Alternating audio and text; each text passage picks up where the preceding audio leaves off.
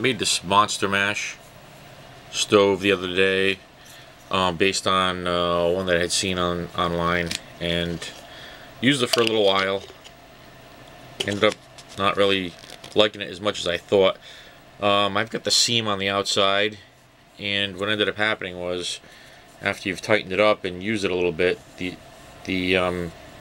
kind of kinks and ends up leaking. You get these little hairline cracks, and you get seepage. So what good is having a sealable stove if you can't really trust the fuel in it?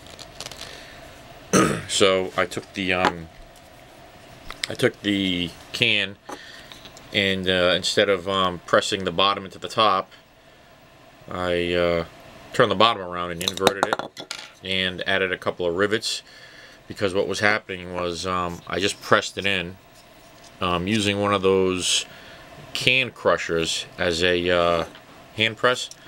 So I pressed it in and heated it up a little bit. I was going to anneal the end, and it popped right off itself. So what I did was I threw a few rivets in here, and seems to be working fine. There's no leakage at all, and you know, you've got to be cautious when you close it. You want to tighten it up really well. And I added a piece of wire going across. I didn't like the other kind of inverted tongs that I was using, so I kind of fashioned this piece right here. And while you're cooking, if you want to make adjustments, you can raise the wick this way.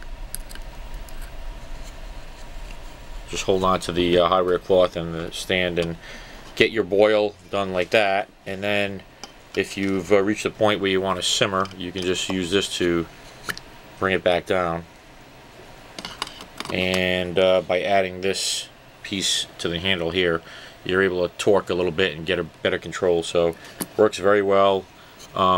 Same exact wick that I used in the last video, but this offers more control. So good luck. Susanville. Peace. I've got all these leftover pieces of carbon felt after trimming and making stoves and all different things.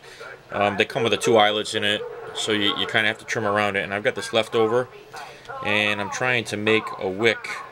So I've got some of this steel, I think this is like steel lathe for reinforcing concrete, and I'm gonna kind of use it as a net to squeeze in some of this wicking and see if I can get a functional stove, instead of just, you know, tossing this or leaving it to the side and never really getting to use it. So we'll see how it goes. Hey, how's it going? So I just finished upgrading my monster mash. It's here somewhere, and I had all this leftover bits of Kevlar, I'm sorry, carbon felt that I've been holding on to for months, and I decided to heap it together with some steel lathe and then wrap a little more around with some Kevlar thread, and I think we'll call this one Frankenstove.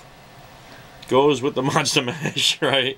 And it looks like hell, but it works really well. So better than throwing the stuff out. And it looks like it's got a hell of a blue-violet flame on it. You can't go wrong with carbon felt. I mean, this is proof right here. So just another idea to try to save some of those bits that you're going to throw out. Just put them aside and wrap them up.